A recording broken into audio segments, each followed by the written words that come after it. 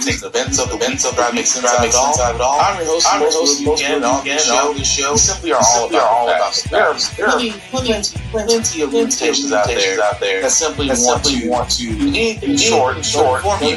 Hear how the Frack We Got Here. That's all we believe. You go to the left, to the right, to the right, we go to the wrong side because there's one side of the story to everything. And you need to know it all. And that's what we try to do. How the Frack We Got Here. Thanks for listening. And hold on. It'll be fun. On Chicago, though? Well, we're going in. I didn't say when. We're going in. When you lose, look, I have an obligation. This isn't a political thing. I have an obligation. When we lose, when 20 people are killed over the last 2.5 weeks and 75 are shot with bullets. So let me tell you a little story about a place called D.C., District of Columbia, right here where we are. It's now a safe zone.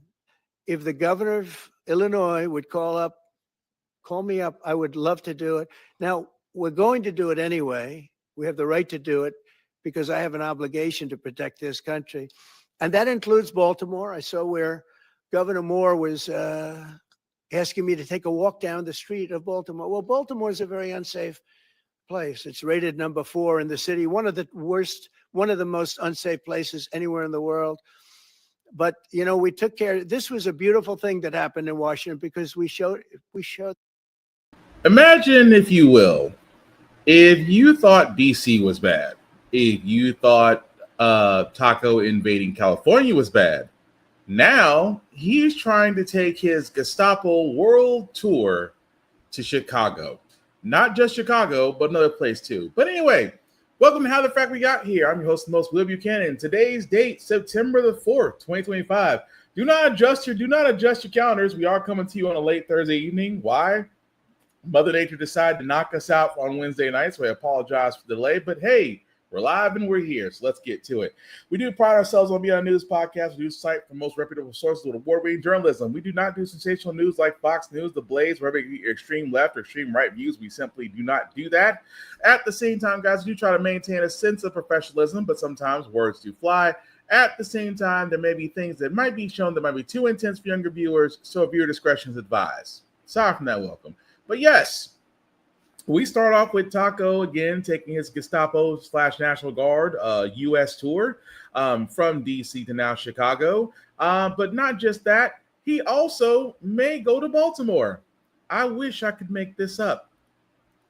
So we're making a determination now. Do we go to Chicago or do we go to a place like New Orleans where we have a great governor, Jeff Landry, who wants us to come in and straighten out a very nice section of this country that's become quite tough, quite bad.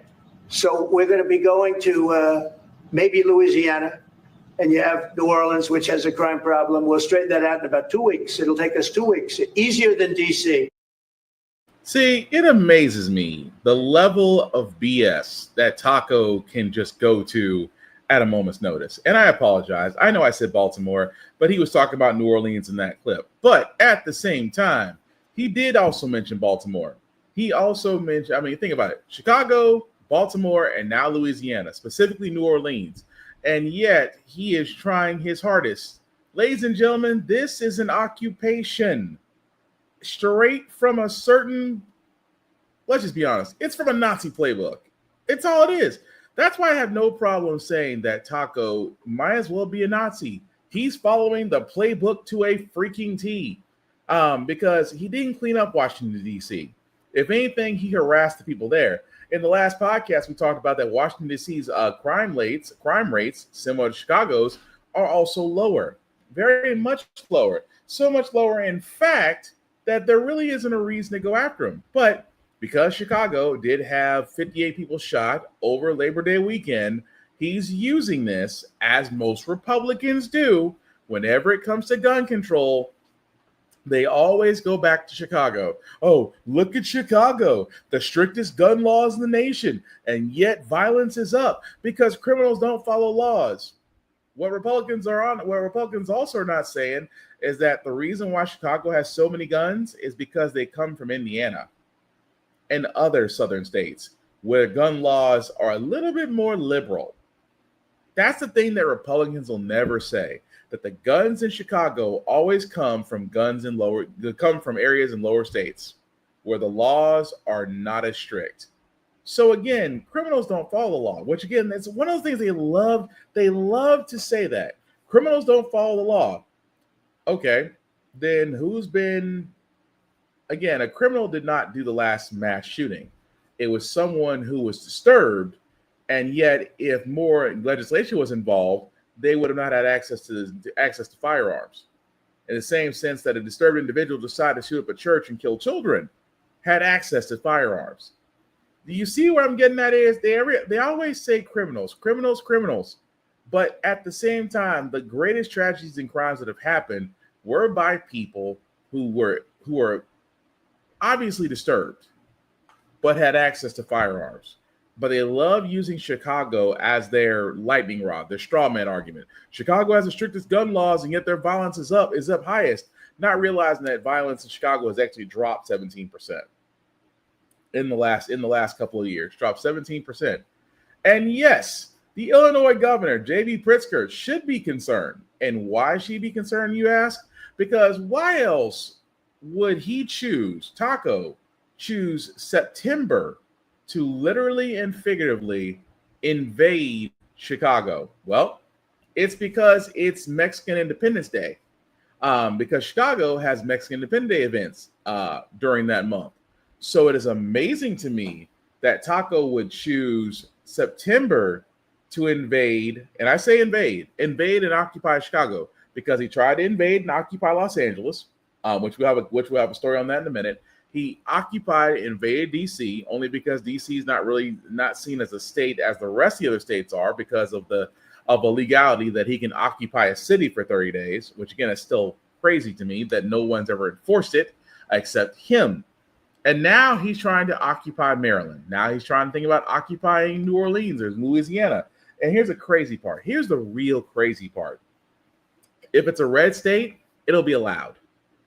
Because again, everybody wants to, those red states, those Republicans, they all want to be Trump fellatio cheerleaders.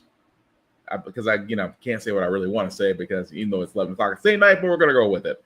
They want to be fellatio cheerleaders. They really do. And it amazes me so that he says, well, we cleaned up Washington. You can clean up Washington. I mean, because again, whenever it comes to crime and things of these nature, he always try to put spin on it. Well, look what we did in Washington. Look what we did in California. You didn't do anything. You sent in the National Guard, unarmed, then armed. Then you sent your Gestapo ICE in there as well, so they can still continue to pick up so-called criminals when they're really picking up people of color and trying to deport them as fast as humanly possible, because your Nazi right arm Stephen Miller has decreed it so. So let's be honest. He's basically taking his National Guard Gestapo U.S. city tour the same way he was rallying and still rallying as if he's trying to run for president all over again. No good will come from this, especially if Gestapo and the Gestapo ICE and the National Guard do try to occupy Chicago. It will not end well. But at the same time, they can do like the good folks California did and run ICE out of the city. That was a beautiful thing to watch. But the only reason why I think that might have a little bit of halting is because a judge finally ruled what we already knew, that it was a legal use of Taco to use the National Guard to invade California, and a California judge ruled on it. Well, Morgan, earlier today, a federal judge in California ruled that Trump's takeover of Los Angeles was illegal. Now, this past June, you may remember, the president deployed 4,000 National Guard troops and 700 Marines to L.A. after thousands of people took to the streets to protest the president's immigration policies. Well, meanwhile, people have also flooded the streets in Chicago. This happened yesterday. This was all in an effort to stop Trump from expanding his federal law enforcement surge to the Windy City. NBC News Chief White House correspondent Peter Alexander joins us now from his post following all of this. So first, let's talk about this ruling out of California. Now, what does it mean? Does it have any implications for what's to come?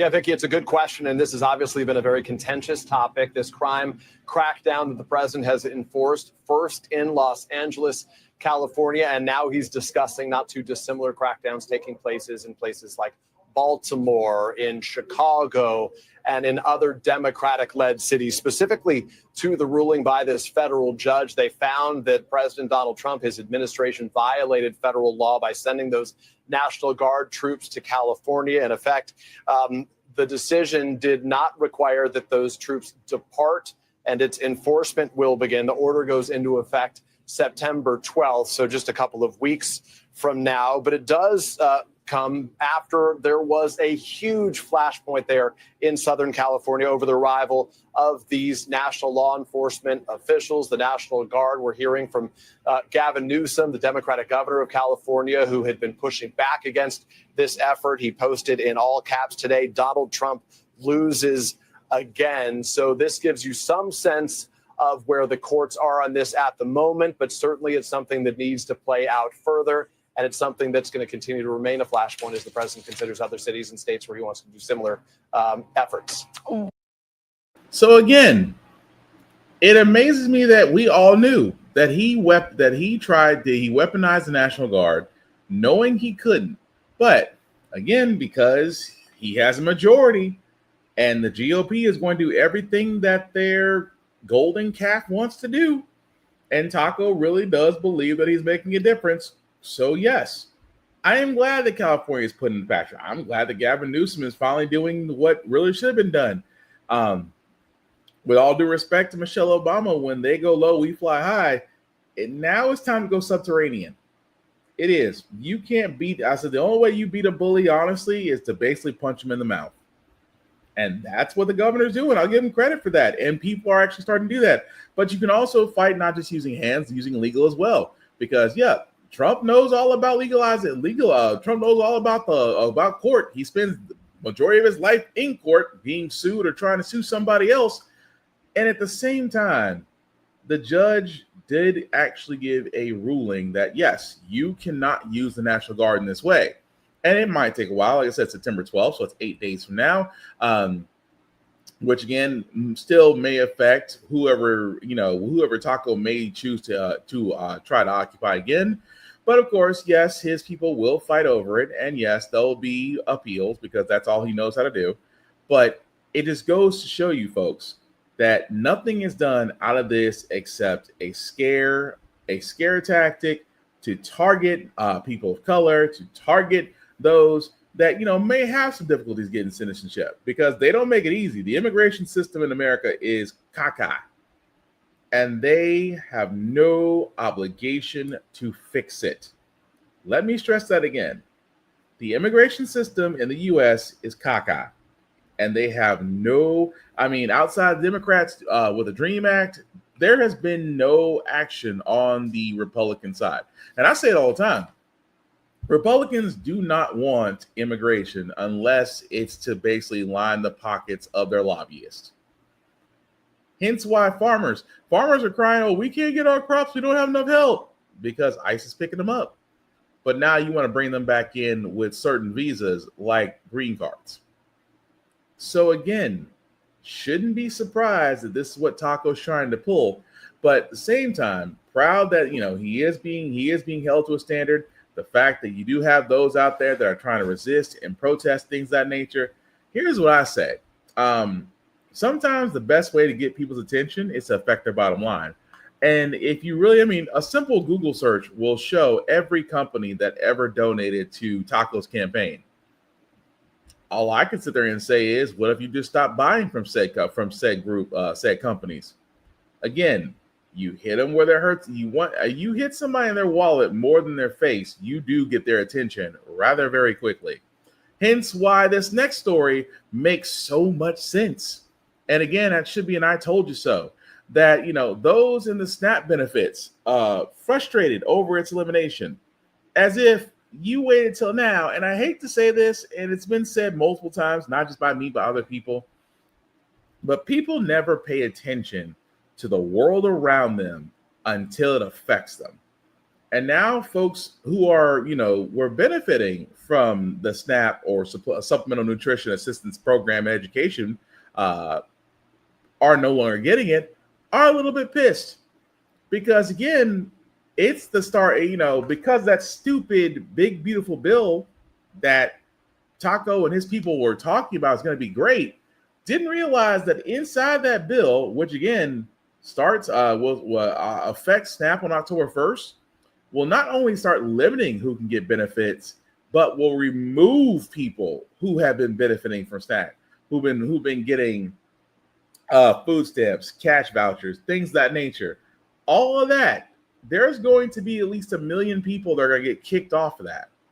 And those are the same people right now who are not happy. But it's amazing. They're saying, well, how am I going to do this? How am I going to do that? It's never ceased to amaze me that when we try to, it's like myself and others out there in the news world who do our best to turn around and inform you and saying, hey, if we allow this SOB to push forward through this bill, people who get SNAP benefits, Medicare, Medicaid, you are all going to be kicked off one by one. And it's amazing to me how many times we've said it. As a collective group, we've all said this. We've all tried to throw out the warning like, hey, if this guy if they push this through, and I've said it here. I've actually said it here on the show multiple times. It is political career suicide on the Republicans' part because they know this bill is caca. This bill only supports the rich and the 1%. Everybody else will be screwed. And it's amazing to me. That's why now they're trying to do gerrymandering and redistricting for the midterms, because somehow they were like, oh, crap, people don't like us. And they don't like the fact that they're going to lose their benefits. They're not going to like the fact that they lose their food stamps, their vouchers. They're not going to like any of this. I thought we were in the clear. And now the gerrymandering starts. We have to shore up our Republican majorities because we can't lose the House and the Senate next year, which, again, if Democrats get the shit together, could actually pull off and make the last 2 years of Taco's administration very difficult. But at the same time, I have sat there and said, people don't pay attention until it affects them. You can shout it from the rooftops, but until they get a letter that's saying you no longer get SNAP benefits, until they get a letter that's saying your cash vouchers have been taken away from you because we've determined you are an able-bodied person to work. Imagine telling anybody from 50 to 75 years old, because they're pushing the age for retirement back. They're pushing the age retirement up. And you imagine you are 50 plus years old. You should be looking forward to retirement within the next year, within the next couple of years or decade. And now you have to work. Not because of the fact that your Social Security, which you've been paying into, has now pushed the retirement age up. Now your 401k, which was looking great because Wall Street had a field day, is not looking good. And, you may have some physical ailments or you even might be disabled. And now you might get a letter that turns around and says, we determine you're able-bodied, you can work. So therefore, the benefits that you're enjoying will no longer be granted to you. It's amazing to be pissed, but we also said before the big, beautiful bill, before the election, we all said it. If you elect this man, it's like giving a villain a second shot at taking out the movie. And I said it before, Taco has learned. He has learned from his first time running with the show. Hence why he hasn't surrounded himself with the smartest people. He surrounded himself with loyalists. And that's what enabled him to act dictatorish. He's not a dictator. He wants to be one. Mad that, he didn't get his British invite when China, Russia, and I forgot one other state all decided to get together for a dictator powwow, and he was mad that he wasn't invited. I know that diary is about as hot as a shade room. But anyway, speaking of Taco, we're going to stay on him for a while because he's not having a great week. Still is fighting the fight to make sure that a voter ID law gets put into place. Republicans have tried this, and yet this broken clock keeps on ticking. Trump says he plans to sign an executive order requiring voter ID for all U.S. elections. Trump posting on a social media platform, Truth Social, writing, voter ID must be part of every single vote, no exceptions. He goes on to call for restricted mail-in voting and only using paper ballots. He said that before. Trump did not say how soon he'll issue that EO.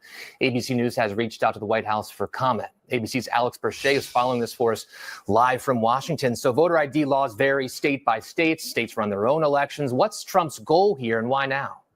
Oh, well, Perry, his goal is a little uncertain at this point. But look, I mean, this is a line that he's really kind of repeated over and over, especially the last few weeks. The president saying that essentially he wants to enact the voter ID laws nationwide, and also he wants to get rid of mail-in ballot voting. What's interesting about this, mail-in ballots are something that became really popular after that COVID election of 2020. And if you look at how they've kind of ballooned, they comprise about 43% of the turnout in 2020, and there are a number of states, primarily along the West Coast, that relied on them heavily for the 2024 presidential election. But one of the things that the president has been critiqued on as he's talked about getting rid of mail-in ballots is that this is a direct response to some of those Democratic-controlled states like California, where Governor Gavin Newsom has called for a special election to counteract some of the redistricting that's being done in Texas with redistricting there in California. Well, California relies heavily on mail-in ballots. This is looked at by Democrats like Newsom and others as an attack on those states. And so this will likely, Perry, be challenged in court. So to kind of put a bow on this, first and foremost, it's an executive order. Executive orders are like, I wish for this to happen, but that's it. The voter ID law, which again, this has always been the GOP, because you know why? The GOP believes that illegal immigrants vote. They will tout this lie. Illegal immigrants have influenced elections. How? Because yes, voting ID laws can vary by state to state. This is true. But every state has this one requirement to basically vote in an election. You have to have ID. You have to have ID, whether it's driver's license, a state ID, or U.S. passport, depending on the state.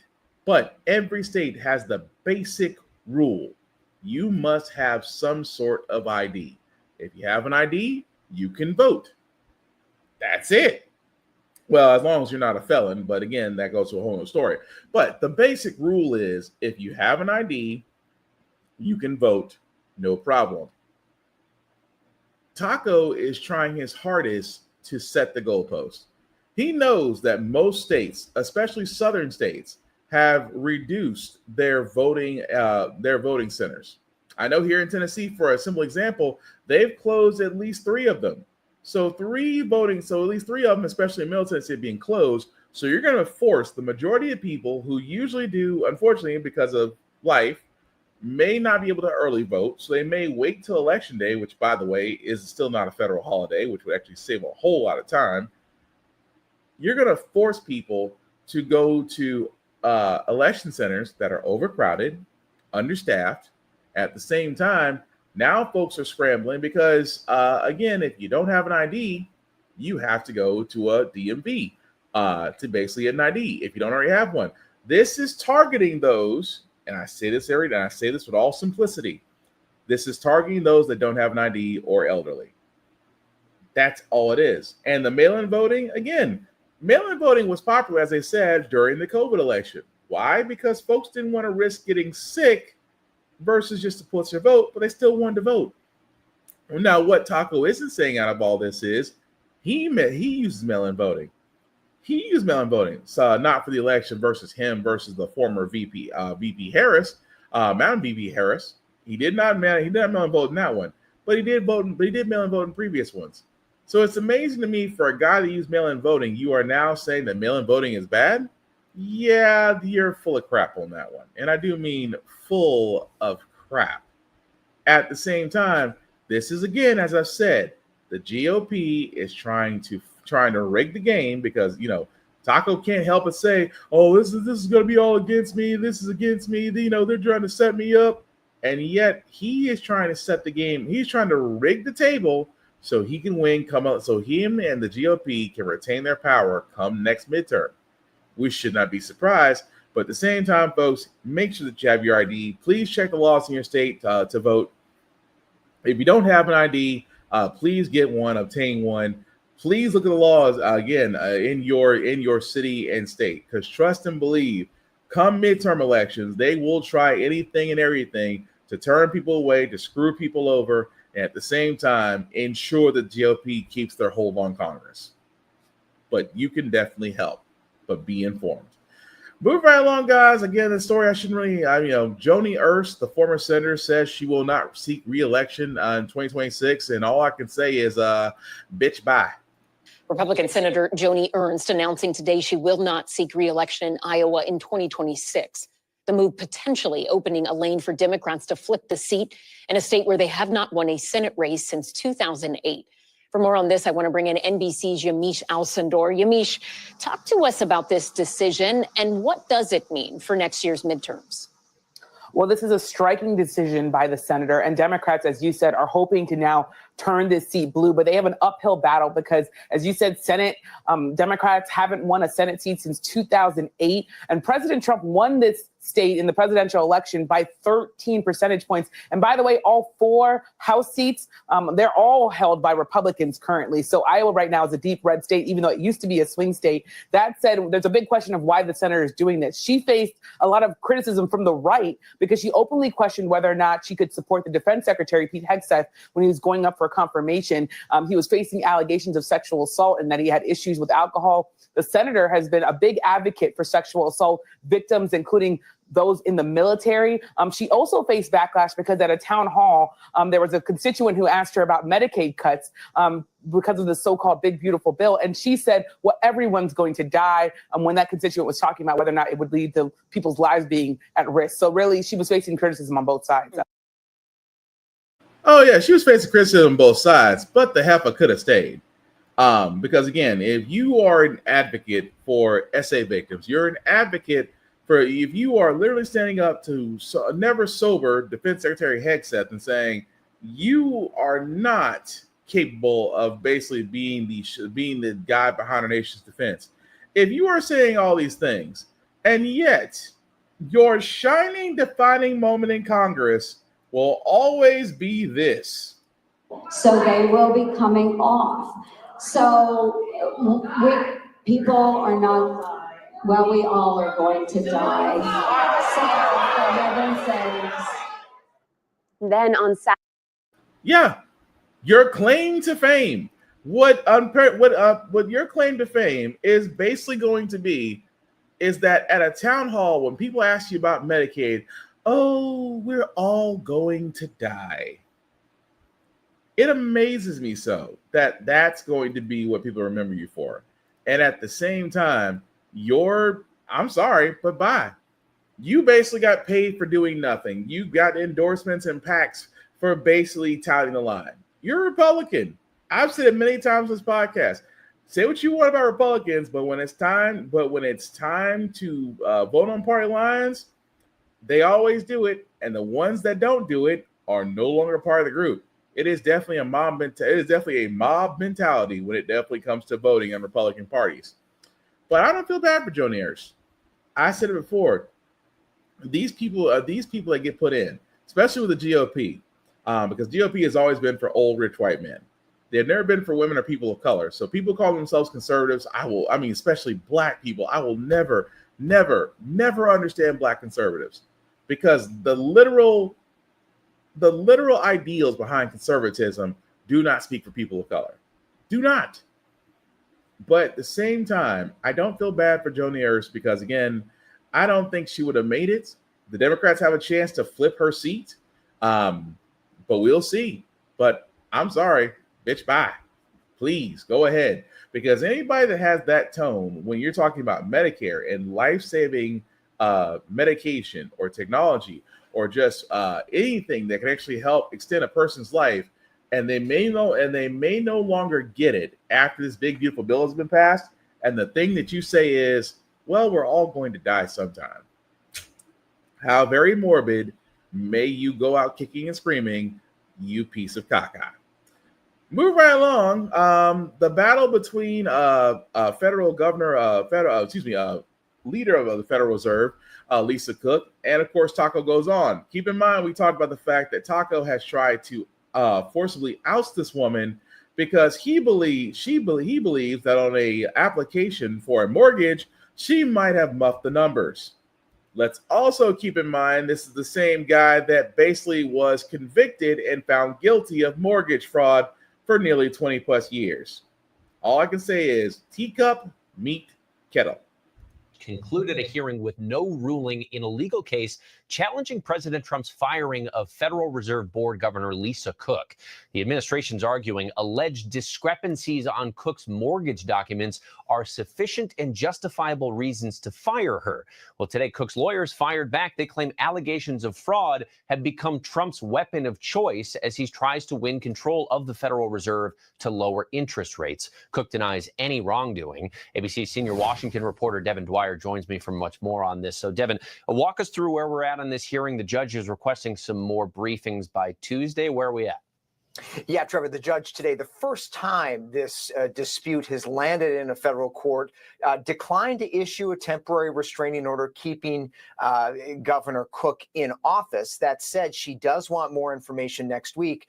Why does she want more information? Well, this is unprecedented territory. Never before has a president attempted to remove a member of the Federal Reserve. It was established by Congress in the 1900s as a body that was to be independent, free from political interference. So this judge, Judge Cobb, really wants to get a handle on the law before she issues a ruling on whether or not Cook can stay in her position. The government today argued that the president has unfettered ability to remove people from the Fed. She, of course, disputes that and the grounds on which the president is using to remove her. But we'll have to see probably sometime next week what the judge has to say, Trevor. And that's pretty much it. They're trying their hardest. I'm gonna put it this way. Taco, just say you don't like black women. I mean, a black woman did convict you of mortgage fraud. A black woman was about to get your ass for the election interference in Georgia. And now a black woman who, again, a federal governor, Lisa Cook, was not going to bow down because you are secretly trying to dismantle the Federal Reserve because Jerome Powell will not cut interest rates. So you're trying to crumble it from within. So what do? You look to see who you can take out. Of course, being Lisa Cook, being an influential person for the central bank, you look at her mortgage and say, wait a minute, the numbers aren't right. Something's not right about this. I think she fudged the numbers. And again, I say, teacup, meet kettle. See, unlike Ms. Cook, she wasn't convicted of mortgage fraud. Lisa Cook is not a convict. Lisa Cook is not a felon. Lisa Cook does not have 43 counts against her. At the same time, the person sitting there saying, well, we have evidence that, she is corrupt and therefore she must be removed from office. If I'm the judge, I'm like, produce it. But at the same time, I find it interesting that the judge didn't put a temporary reinstatement to say, no, she keeps her job. Because now it looks more like you're personally attacking her instead of doing your due diligence. But again, this is Taco doing everything else except be a president. So yes, we'll follow that story as it goes along, and I don't blame Lisa Cook. Fight that to the very freaking end. Have them, until Taco and them can produce said evidence. I still think she should keep her job. But again, Taco, if you don't like black women, just say that. I mean, they've been kind of owning your ass for like the last couple of years. But if you hate black women, just say it, because we already know how you feel about black people. Except Kanye, but apparently Kanye is not black anymore, but I digress. But sliding off of Taco for a second, we do have to talk about, unfortunately, RFK and what's going on with not only the CDC, but with Health and Human Services. And we'll start with the fact that, well, we might be in trouble because the CDC director has recently been fired. Trump administration is headed toward another showdown, this time with the Centers for Disease Control and Prevention Director, Dr. Susan Monares. The White House saying it fired her after she refused to leave her post as the top public health official. But lawyers representing the CDC director say that she's being targeted because she chose, quote, protecting the public over serving a political agenda. Monares was just confirmed by the Senate 4 weeks ago, and during her confirmation hearing was very clear about her support for vaccines. I think vaccines save lives. I think that we need to continue to support the promotion of utilization of vaccines. But over the last few months, her boss, Health and Human Services Secretary Robert F. Kennedy Jr., has been making significant changes to vaccine policy, leading the White House to justify her firing by saying that she's not aligned with the president's agenda of making America healthy again. Let's bring in our Perry Russum. Well, her firing has led to multiple CDC officials now resigning from their posts. How big do you think this is going to get, Perry? I mean, yeah, we're talking about the health of the entire country. What information is being used? What information is not being used? Who is in charge? How are decisions being made? This is a major shakeup at the CDC. The head of the CDC fired, leading to multiple resignations. The chief medical officer, the director of emerging diseases, the head of the center that focuses on vaccines, the director of public health data. And there was a letter that was sent from the head of the center that focuses on vaccines. He sent it to his colleagues after resigning, saying, quote, I am not able to serve in this role any longer because of the ongoing weaponizing of public health. A reminder, this is all happening ahead of fall when many Americans are planning to get their COVID and flu shots, Kira. So Health and Human Services Secretary Robert F. Kennedy Jr. actually did speak earlier about the CDC's issues that are happening right now. Let's take a listen. What I will say is, President Trump has very, very ambitious hopes for CDC right now. The CDC has problems. So we need to look at the priorities of the agency. If there's really a deeply, deeply embedded, I would say, malaise at the agency. And we need strong leadership that will go in there and that will be able to execute on President Trump's broad ambitions. All right. So what are those priorities at the CDC right now? What are these ambitious hopes? Well, right now, the focus appears to be on vaccines because over at the FDA, they have approved the new COVID-19 vaccine for fall, but at the same time, narrowing guidelines on who is now approved to get it. So with these new guidelines, it's anybody over the age of 65, then younger adults and children with underlying medical conditions. So that's really important here. Underlying medical conditions for younger adults and children. But that's not really clear what it means for anybody else, Kira. Well, this is now the second administration official refusing to resign from their. Yes, the second, because the head of the CDC, Dr. Susan Monares, I apologize if I destroyed your last name. She was literally the line in the sand because the reason why, because let's talk about for a second and every time RFK talks, I swear on everything that's good and holy, get the man a tea, a lozenge, something. Because my God, every time he talks, I'm like, just cough one good time. You'll clear all that out, I promise you. But here's the problem that I have with this, and the reason why Dr. Monares had a problem with this. Because this is what RFK wants to do. He literally sat there and says that he is directing the CDC to shift its original focus on infectious diseases to move away from that. He wants to go back to infectious diseases, but avoid preventative health. Like programs that are focused on chronic diseases like diabetes, heart disease, things of that nature. He wants them to move away from that.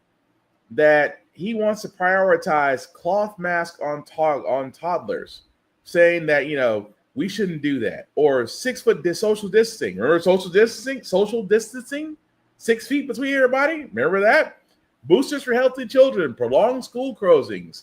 And again, it's just the thing. This is what he is saying, that he has no data to go off of. And even during a hearing, they sat there and asked him, They sat there and asked him, well, where do you get this from? I mean, where's the data to support that the CDC needs to reverse position on this? And then you go from here. Well, I don't really have that in front of me. He was asked, here's the crazy part. This man was asked how many lives were lost during the COVID-19 epidemic. He sat there and said, I don't know. You are the Secretary for Health and Human Services. This literally falls in your wheelhouse of things you should know. And he told the committee that was basically grilling him, oh, I don't know. I don't have the data in front of me. Of all the freaking people, I mean, he's already tried to gut the committee for vaccinations. He's already gutted that community, and now putting in his conspiracy theorist and nut jobs. And yes, I'm gonna call him conspiracy theorist nut jobs. His RFK is a conspiracy theorist.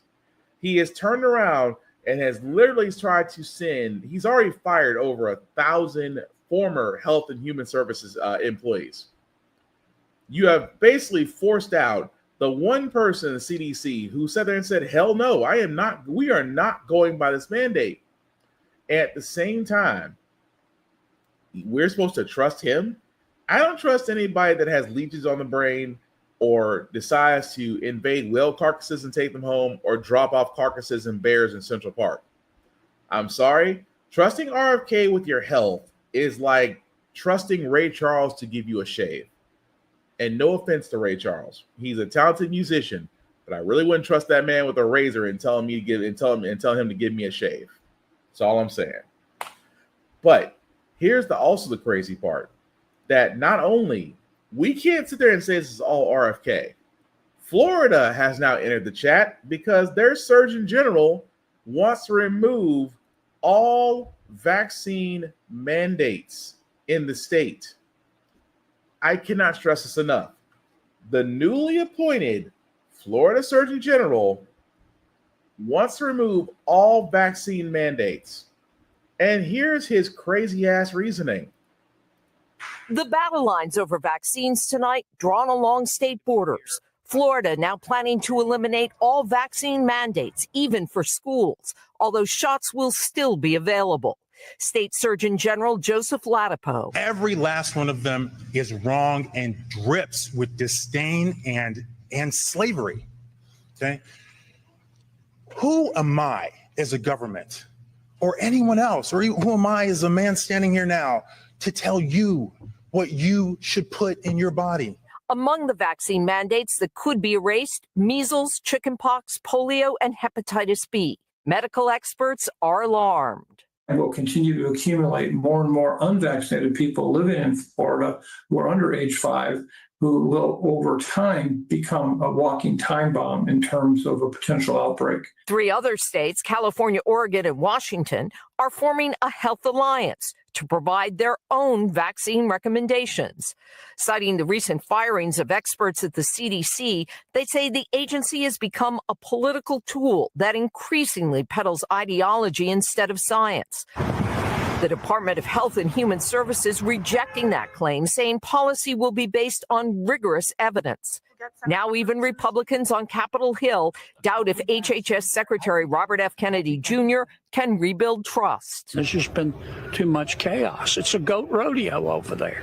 We'll hear from Secretary Kennedy tomorrow when he goes before a Senate committee. And that was what I was talking about earlier, to where, again, he couldn't answer a simple question like how many lives were lost during the COVID epidemic. But yes, imagine that guy. And I hate to say it, Dr. Joseph Ladapo. And I'm sorry, let me show this again because we really need to see this guy. That guy, Dr. Joseph Ladapo, the Florida State Surgeon General, is the guy saying, we're going to remove all vaccine mandates. Here's my thing. Number one, that's effing scary. Number two, there is a reason why we have vaccinations. And that's what could end. Measles, chickenpox, polio, hepatitis B. Here's the problem with all those. They could all make freaking comebacks. They could all make freaking comebacks. You guys remember in Texas, they had a small measles outbreak in Texas because you had idiotic parents. And yes, I will say idiotic parents. And I mean by idiotic parents is parents who believe that their children should not receive all these shots and vaccines and things of that nature, and saying that, well, why do they need all this stuff? Well, I don't know, because we've had outbreaks of measles, chickenpox, polio, hepatitis B, and everything else under the sun. Maybe that's the reason why our children need so many vaccines. Maybe we don't want another epidemic again. And yet, in freaking Florida, the Hold My Beer competition holds strong, because now you're going to have, as the physician was saying, you're going to have walking time bombs. But I can see the people. But here's why I can hear the people who are literally anti-vaxxers.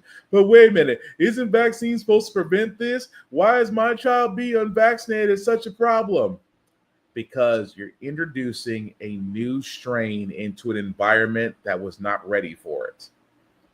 It's like literally sending in a grenade in a room full of people that don't recognize it's a grenade until it's too late. That's what could happen.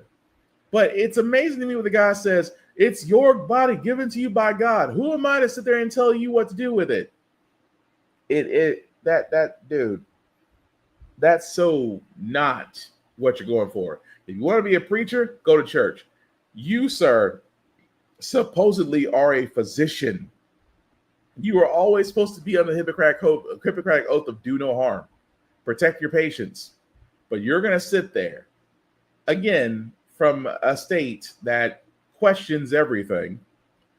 You being a doctor who has seen science and studied the medical arts and has done residencies and labs and clinicals and all the above, you've probably seen it all, or you may not see it all, or you may be a fake-ass doctor. We're not really sure right now. But the fact that you are sitting there saying the reason why we should not do vaccine mandates is because who am I to tell you what to put in your body? This is how I know what's going to wind up happening in Florida is going to be massive outbreaks. I can only hope that the good parents in Florida still get their children vaccinated. But what that guy said as a physician is not only wildly dangerous, but I question him being the Florida Surgeon General and turn around sitting there and saying the vaccine mandate should be thrown out. I'm just saying. Also, what should be looked at, guys, is the fact that conflict of interest. And what I mean by conflict of interest is that Taco's family is still making money and this man is in office, especially in the world of crypto. The Trump family is worth about $5 billion more today after launching a new cryptocurrency venture. Public disclosure, so President Trump's family members hold 22.5 billion tokens of World Liberty Financial, which opened trading yesterday. Now the windfall is raising ethical concerns. ABC's Elizabeth Schulze joins me for more on that. Hi, Elizabeth. So what more can you tell us about the Trump stake in this crypto token and how much they stand to profit?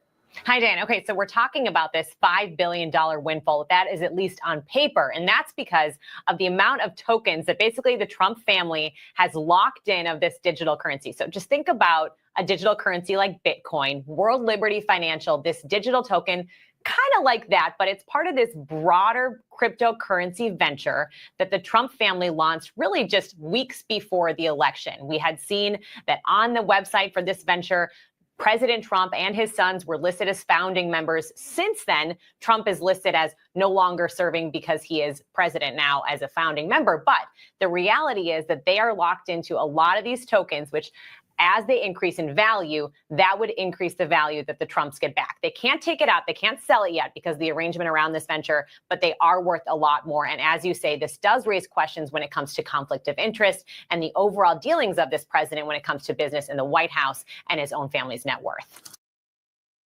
Is no one else not surprised? I mean, look, we can sit there and say I'm not surprised. But at the same time, the fact that Taco and his family are making money and he's in a position, and I said before, it's just like politicians in Wall Street.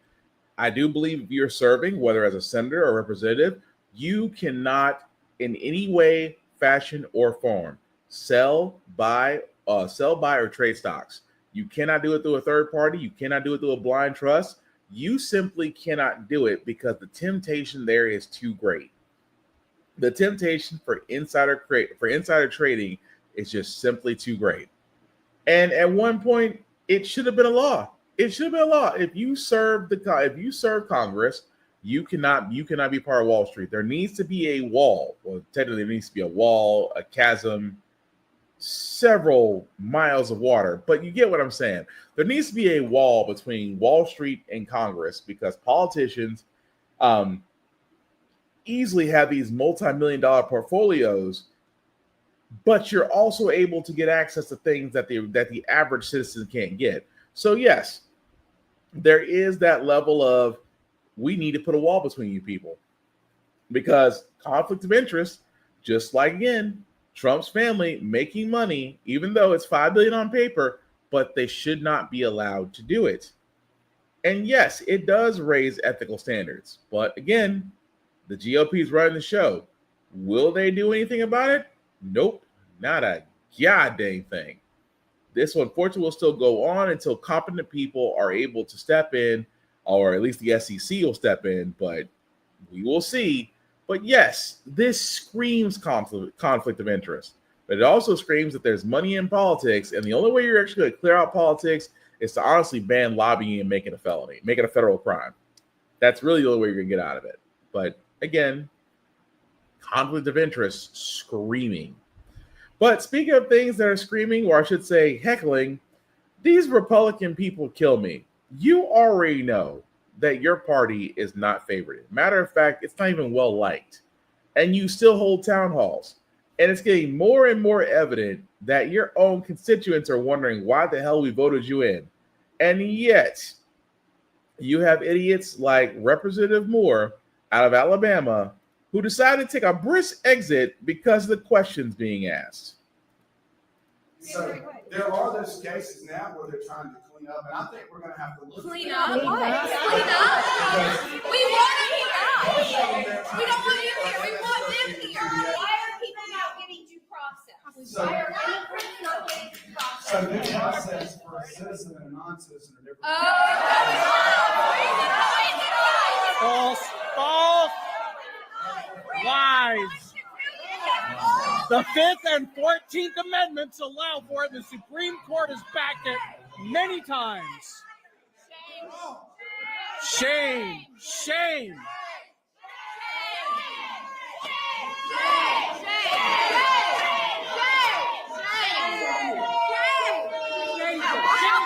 Bye, Felicia.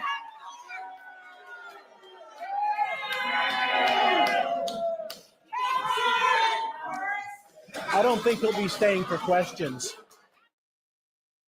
Yeah, I don't think he's staying for questions either. But again, it never ceased to amaze me that Republicans think they can have town halls and not expect this. I hate to say it, but your constituents are no longer part of the cult, or at least I think so. We'll find out come midterms. Because again, he's sitting there trying to literally run for governor. I'm sorry. He's running for Alabama. He's running for Senator Tommy Tuberville's seat because Tuberville is running for governor, I think. Yeah, he's running for governor. But what I'm getting at is you couldn't even answer a simple question. And at the same time, well, he gave a BS answer, but you couldn't even answer a simple question. And what happened? The crowd decided to heckle you. And just like that, he just turns off the mic and walks out with his aides. And they didn't even, you didn't even say bye, thanks for being here. Just turn off the mic and keep on walking. It amazes me so, guys, that Republicans still try to have this. They try to have a town hall, but folks want answers. Why are you bowing down? Why are you bowing down to Taco? Why are you giving into everything he wants? We voted you in so you could clean up the mess, not contribute to it. But I always find it interesting that every time a Republican candidate has a town hall, they don't stay long or they are going to hit the exit. But again, not surprised. But a couple more stories before we get to our Feel Good segment, guys. I got to talk about this one because this one is the hottest drop of the year, and it's not an album. Taco cannot escape Epstein. And now that Epstein's victims have come forward, well, it has put enormous pressure on Congress to go ahead and get the Epstein files released. And trust me, they decided to come out, and Taco decided to be a dick. It'll explain itself. Transparency. Good afternoon, everyone. I'm Kira Phillips. That's our top story this hour. Survivors of Jeffrey Epstein's sex trafficking ring taking their stories to the steps of Congress. They held two separate press conferences saying they will all work together to compile their own Epstein client list if they have to, while also pleading with the DOJ and the White House to release the infamous files. President Trump, you have so much influence and power in this situation. Please use that influence and power to help us, because we need it now and this country needs it now. Thank you.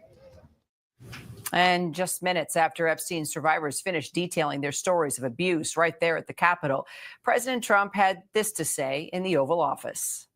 It's really a Democrat hoax because they're trying to get people to talk about something that's totally irrelevant to the success that we've had as a nation since I've been president. Joining me now, White House correspondent Karen Travers, also Justice Department reporter Alex Mallon. So, Karen, we've heard a lot of emotional stories at these press conferences today, but it looks like the president wasn't swayed. No, I mean, he was meeting with the Polish president at the same time as that press conference was happening up on Capitol Hill, Kira, but he did not want to engage in any questions on this topic when reporters were posing them to him there in the Oval Office. The president repeatedly said that this is a Democrat hoax, but didn't say what exactly about this situation and story is a hoax, and also said that it's completely irrelevant and that reporters should be asking about other things or should be talking about other issues. He said that there should be a discussion about the success that the United States is having right now, not these questions about Jeffrey Epstein. It was notable, Kira, that as the president was calling it a Democrat hoax, there was also that split screen of him on one side of the television and on the other, Republican Congresswoman Marjorie Taylor Greene at that press conference talking about these survivors and the push for transparency. So the president dismissing this as the opposition party, but it is, of course, Congressman Thomas Massey right now who is leading this effort to force a vote to release these files. And he is, of course, a Republican. Follow up with that, Alex. Massey, congressman, Republican, leading the revolt among the GOP over these Epstein files. Let's take a look at what Karen's talking about. Here's a little bit of what he had to say. I think worth noting that the three signers besides me to the discharge petition on the Republican side are all women. And these are women taking up for women. Where are the men here in the Republican Party taking up for the victims of sexual abuse? None of them have stepped up. None of them have stepped up, he says. So do you think Massey's pressure campaign is working on any of his fellow Republicans, Alex? Well, based on his comments, I don't think he sounds very optimistic. Again, now this is called a discharge petition. What Massey needs is for all 212 Democrats to support it, as well as a handful of Republicans to get to 218.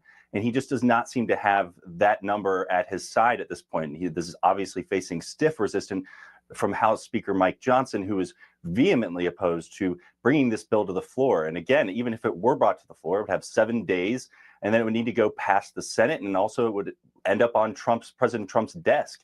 And the question is whether he would ever, sign something that would direct his Justice Department to release internal files that they typically would never share that type of information publicly with Congress. So you're seeing this back and forth. It's unclear whether this pressure campaign is going to continue to ramp up. We've heard from these victims today. This, I think, was really about getting them their chance to have a voice in this process, because as of this point, they have been largely shut out of it. We've heard, from 3 separate federal judges when the Justice Department went to try and unseal many Epstein-related files. They excoriated the Justice Department for, in their words, not involving the victims in any way in that process. And as you may recall, Deputy Attorney General Todd Blanche did sit down with Ghislaine Maxwell. There's no record I'm aware of any Justice Department officials in this building sitting down with any of those victims who we heard on Capitol Hill today, Kira.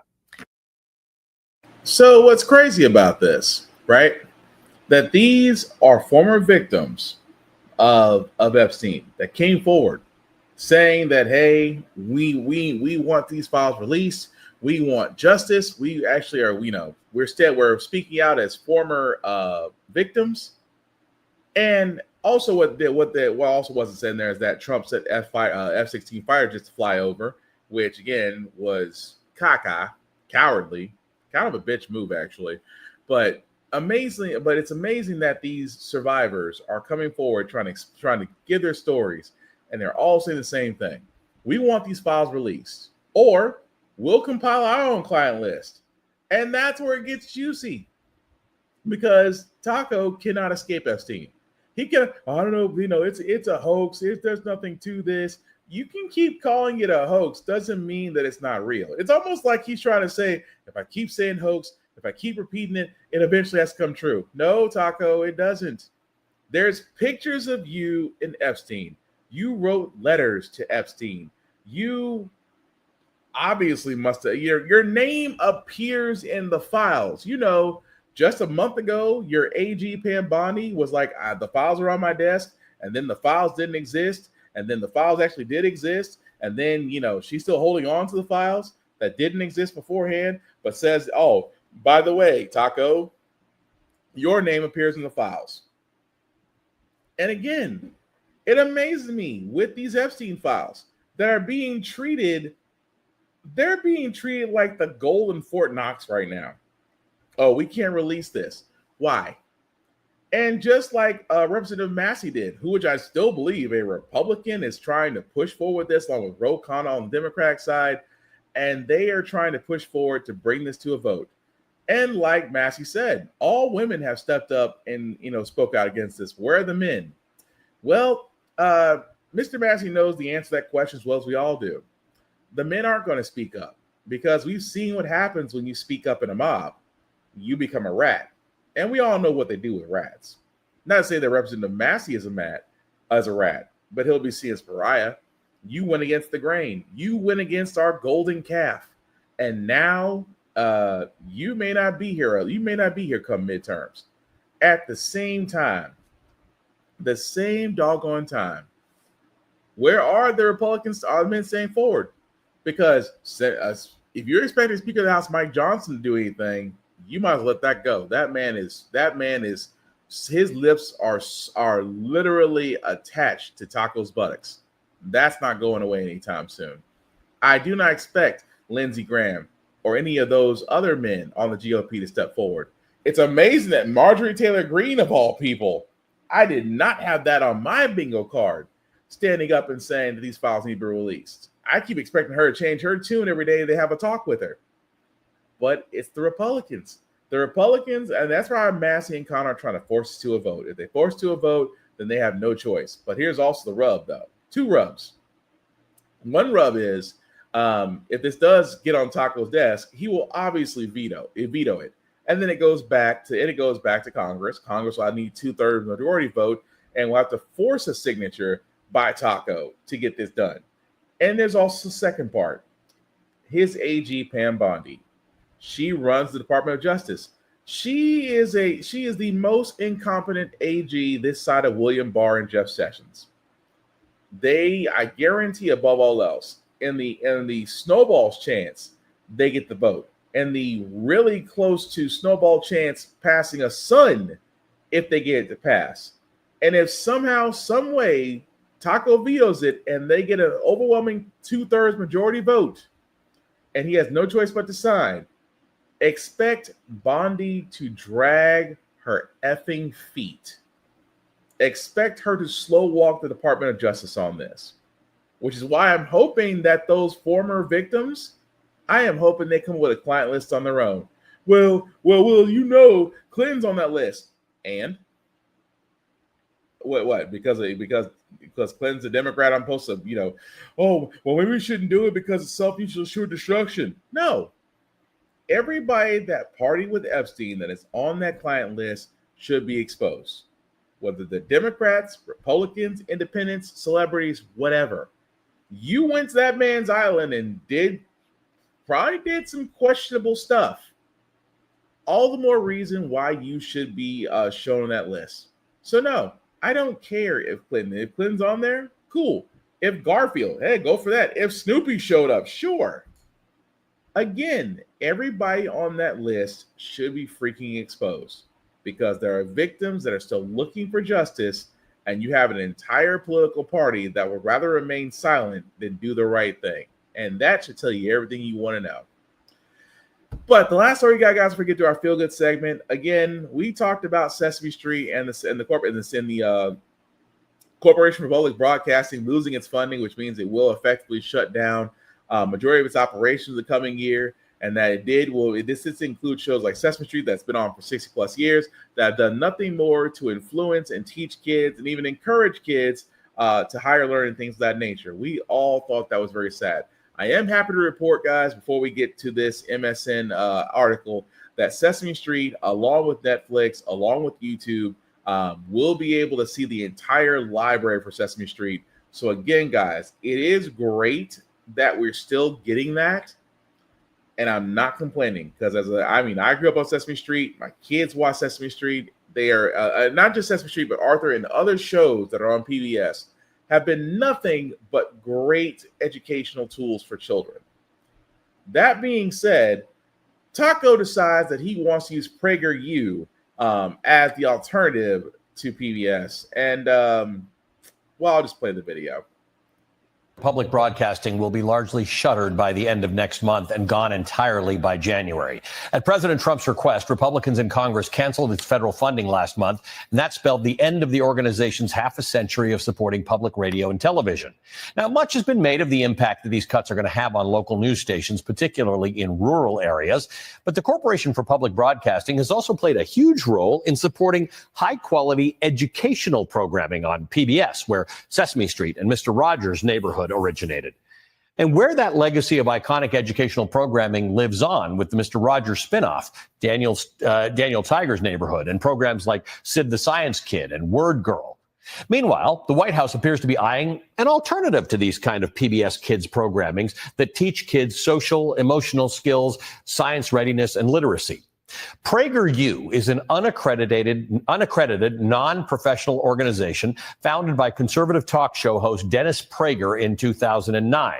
It specializes in creating right-leaning, short educational videos for children and adults, but don't mistake it for a university despite its name.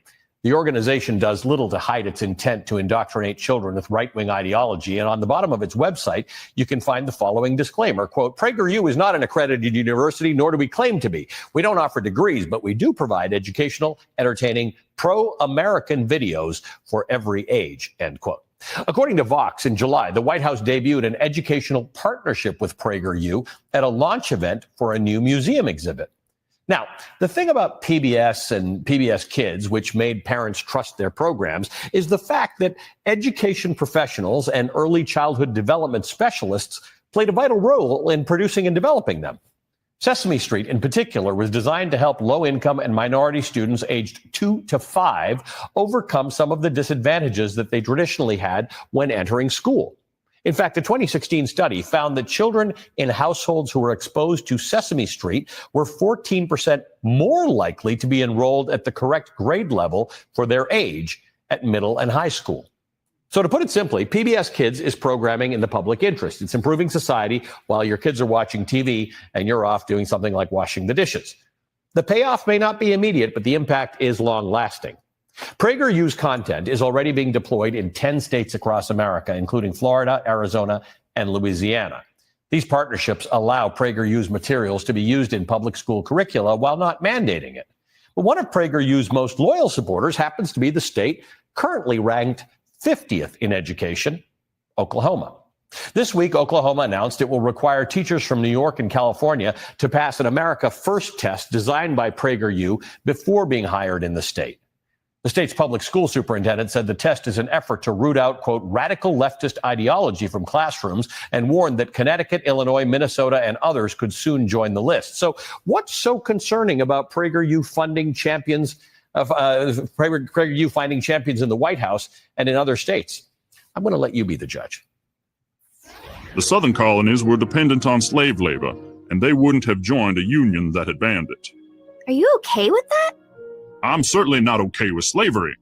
But the Founding Fathers made a compromise to achieve something great, the making of the United States. Most gender stereotypes exist because they reflect the way that men and women are naturally different. One of the most beautiful things God has created is a woman's smile. It can fill a room with energy and joy. Just try smiling and see how it affects the people around you. Chicago is a bustling metropolis famous for food, fun, and an iconic skyline.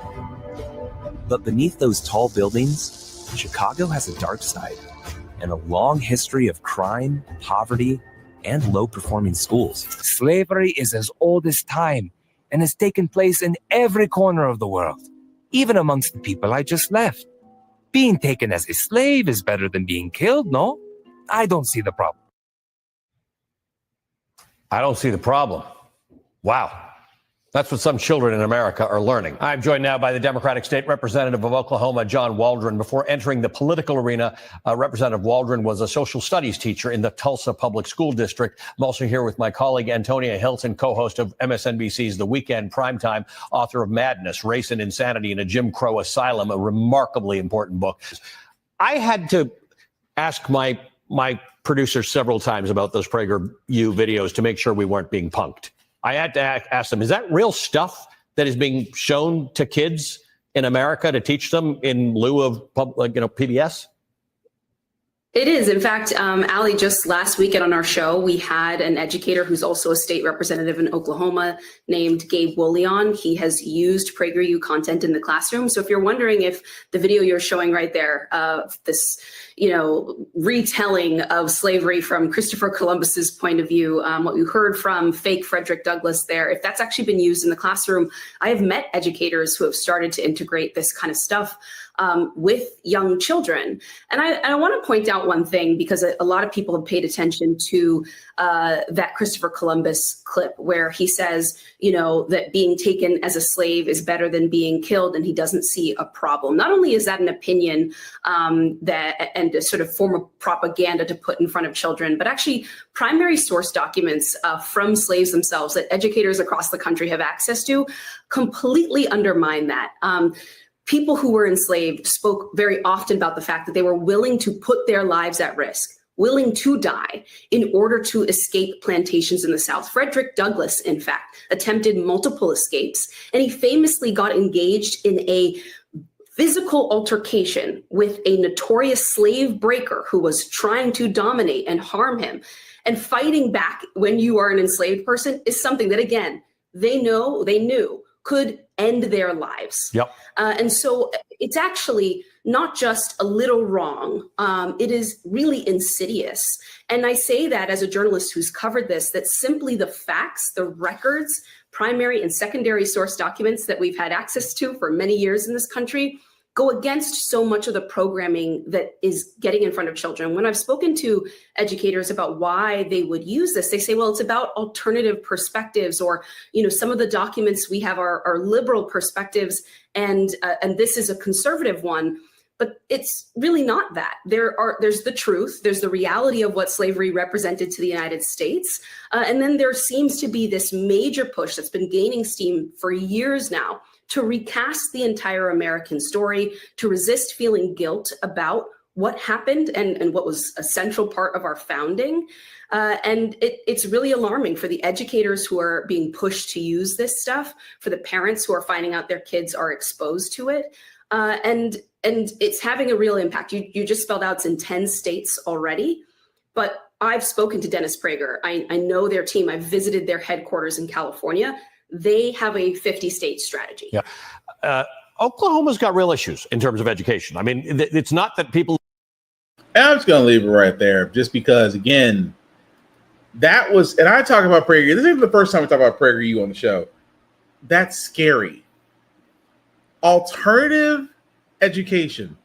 See, here's the thing that kills me, that America never, and I say this as a black man, America never wants to talk about the dark times, where history doesn't always show it so bright.